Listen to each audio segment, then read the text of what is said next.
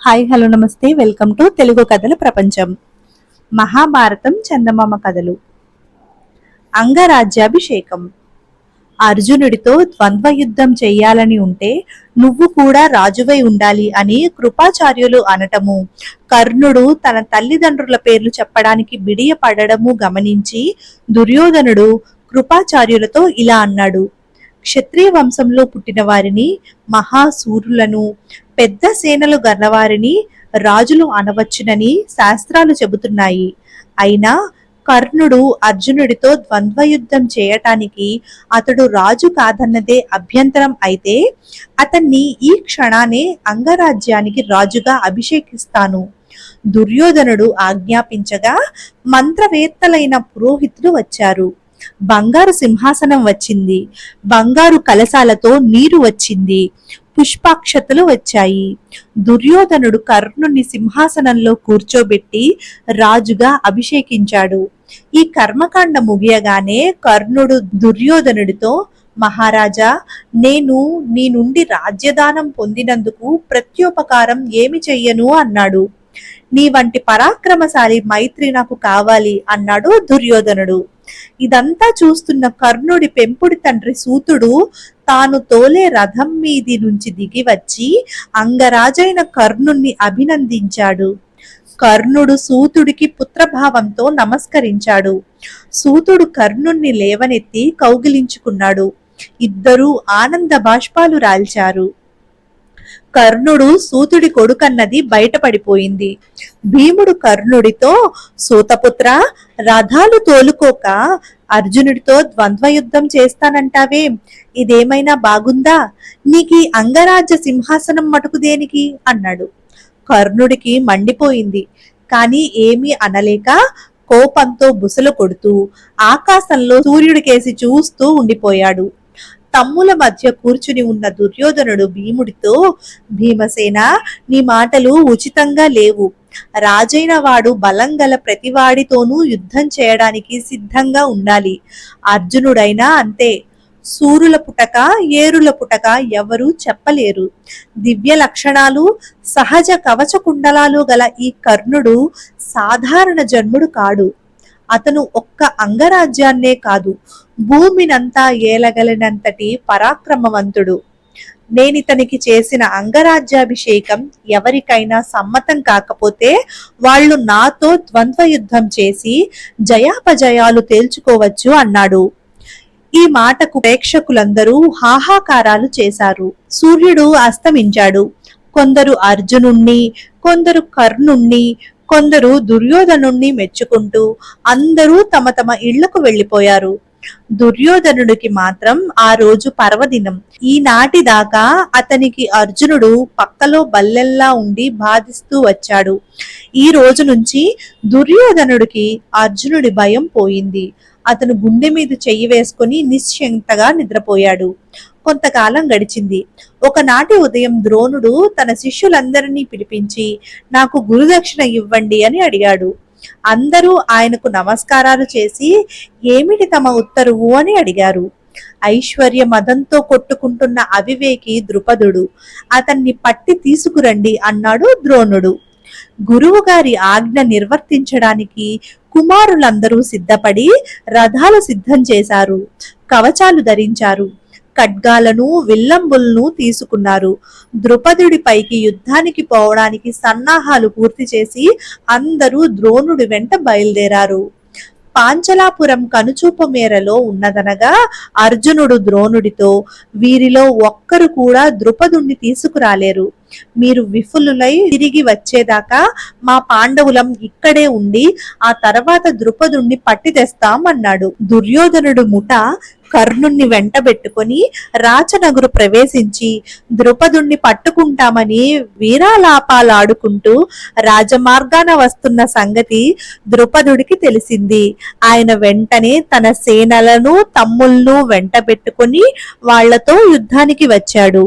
కౌరవులు, కర్ణుడు కొంతసేపు దర్పంగానే పోట్లాడారు. కానీ ద్రుపదుడి దాటికి, ద్రుపదుడి సేనల విజృంభణకు తట్టుకోలేక చావు తప్పి కన్ను లొట్టపోయిన విధంగా అయి యుద్ధరంగం వదిలి పాండవులున్న చోటికి పారిపోయి వచ్చారు.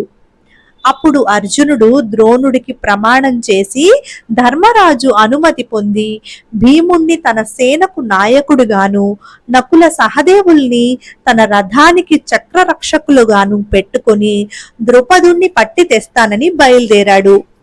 భీమార్జునులు ద్రుపదుడి సేన మీద పడి అల్లకల్లోలం చేసేశారు. అర్జునుడు భయంకరంగా యుద్ధం చేస్తూ తన రథాన్ని ద్రుపదుడి రథం ఉన్న వైపు పోనిచ్చాడు. ద్రుపదుడు రోషంతో అర్జునుడి మీద దారుణమైన దాడి చేశాడు. ఒక దశలో ద్రుపదుడు కనబడక ఆయన సైన్యం హాహాకారాలు చేసింది. అర్జునుడు ద్రుపదుడి రథాన్ని, అశ్వాలను ధ్వంసం చేసి కత్తి దూసి ద్రుపదుడి రథం కాడిపైకి దూకి ద్రుపదుణ్ణి పట్టుకున్నాడు. ఈ లోపల భీమ, నకుల సహదేవులు పారిపోయే ద్రుపదుడి సేనలను ఊచకోత కొయ్యడం అతని కంటపడింది. అర్జునుడు గట్టిగా కేకవేసి, ద్రుపదుడు చిక్కాడు, మనం వచ్చిన పని పూర్తయింది, ఈయన మనకు బంధువు, అనవసరంగా ద్రుపదుడి సేనను హతమార్చకండి అని వారిని హెచ్చరించాడు. తరువాత అర్జునుడు ద్రుపదుణ్ణి కట్టి తీసుకువచ్చి ద్రోణుడికి గురుదక్షిణగా సమర్పించాడు. ద్రోణుడు ద్రుపదుణ్ణి చూసి, పాంచాల రాజా, ఇప్పుడు నీ కాంపిల్య నగరం నాకు చిక్కింది, ఇప్పటికైనా నన్ను నీ బాల్య స్నేహితుడిగా గుర్తిస్తావా? భయపడకు, నేను బ్రాహ్మణ్ణి, పరమ శాంతమూర్తిని, మన బాల్య స్నేహాన్ని నేను మరవలేదు, నీ స్నేహం కోసమే నిన్ను తెప్పించాను. నాకు రాజ్యాలు ఏలే వాళ్ల స్నేహం అంటే చాలా ఇష్టం, కానీ ఇప్పుడు నీకు రాజ్యం లేదు, నీ స్నేహం కోసమే అర్ధరాజ్యం ఇస్తాను, తీసుకో. గంగకు దక్షిణంగా ఉండేదంతా నీ రాజ్యం, ఉత్తరంగా ఉండేది నా రాజ్యం, ఇద్దరము హాయిగా రాజ్యాలు ఏలుకుందాం అన్నాడు. ద్రుపదుడు ద్రోణుడితో శాశ్వత మైత్రికి ఒప్పుకున్నాడు. ద్రోణుడు ఆయన కట్లు విప్పించి వెళ్లిపోనిచ్చాడు. అది మొదలు ద్రుపదుడు దక్షిణ పాంచాలానికి మాత్రమే రాజుగా ఉంటూ వచ్చాడు. మాకంది, కాంపిల్య నగరాలు ఆయన రాజధానులు. సైనిక బలంతో ద్రోణుణ్ణి సాధించడం తనకు అసాధ్యమని ద్రుపదుడు గ్రహించాడు. అదీ కాక ఆయనకు సంతాన కాంక్ష తీరలేదు. ఈ రెండు కారణాల చేత ఆయన దేశ సంచారం చేస్తూ గొప్ప తపస్సు చేసిన మునులను ఆశ్రయించసాగాడు. అహిచ్చత్రం రాజధానిగా చేసుకుని ఉత్తర పాంచాలాన్ని ద్రోణుడు పరిపాలించాడు. 1 సంవత్సరం గడిచింది. ధృతరాష్ట్రుడు ధర్మరాజును యువరాజుగా అభిషేకించ నిశ్చయించాడు. ధర్మరాజు ధైర్యము, ఓర్పు గలవాడు, వక్ర స్వభావుడు కాడు, మృత్యులను ఆదరిస్తాడు. యువరాజుగా ధర్మరాజు రాజ్య పాలనలో సమర్థుడు అనిపించుకున్నాడు. అతను పాండురాజు కన్నా మేటి అని అందరూ మెచ్చుకున్నారు. భీముడు బలరాముడికి శిష్యుడై గదా యుద్ధంలోనూ ఖడ్గ యుద్ధంలోనూ నైపుణ్యం సంపాదించాడు. అర్జునుడు విల్లును దృఢంగా పట్టుకొని ఆ చేతికి ఎంత దెబ్బ తగిలినా సరే విల్లు వదలకుండా ఉండడం అభ్యాసం చేశాడు.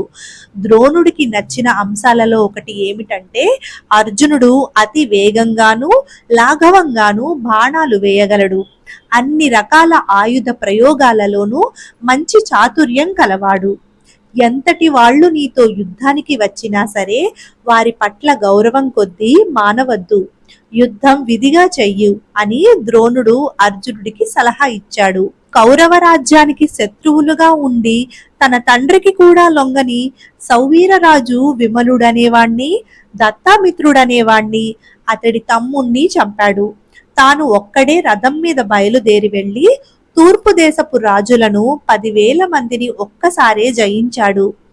ఇంకా అనేక మంది పరిసర రాజులను కౌరవ రాజ్యానికి సామంతులుగా చేసి వారి నుంచి కప్పాలుగాను కానుకలుగాను అంతులేని ధనరాశుల్ని సంపాదించి వాటిని హస్తినాపురానికి చేర్చాడు. నకుల సహదేవులు కూడా కౌరవ రాజ్యానికి శత్రువులైన రాజులను అనేక మందిని జయించి అంతులేని ధనాన్ని తెచ్చి బొక్కసం నింపారు. పాండవుల ఖ్యాతి ఈ రూపంగా 4 దిక్కులా వ్యాపించడం చూసి ధృతరాష్ట్రుడు సహించలేకపోయాడు. వారిని అలాగే పైకి రానివ్వటమా లేక నిగ్రహించటమా అన్నది తేల్చుకోలేక కణికుడనే ముసలి బ్రాహ్మణ మంత్రిని సలహా అడిగాడు.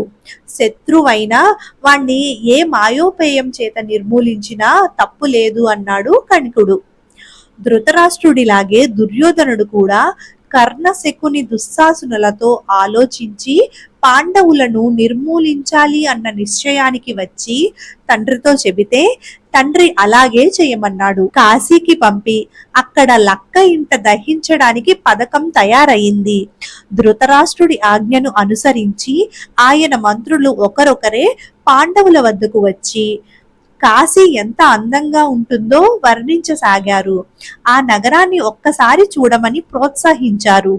తరువాత ధృతరాష్ట్రుడే పాండవులను పిలిపించి, నాయనలారా, కాశీపురం చూడడానికి 1000 కళ్ళు చాలవని అందరూ అంటున్నారు.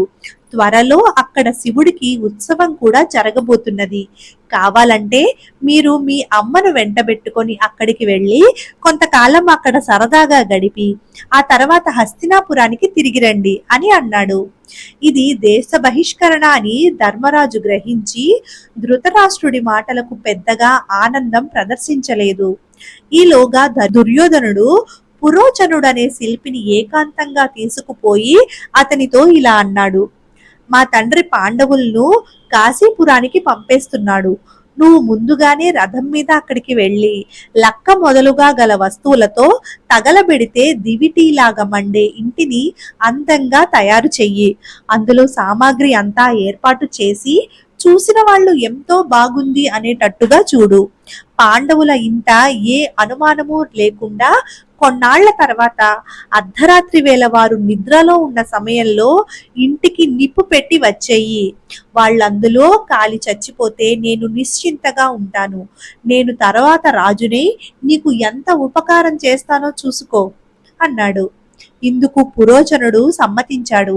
అతని కోసం వేగవంతమైన గుర్రాలను పూంచిన రథం సిద్ధం చేయించి దాని మీద అతన్ని కాశీకి పంపేశాడు. పురోచనుడు అక్కడికి చేరుతూనే శ్రద్ధగా తన పనిలో నిమగ్నమయ్యాడు.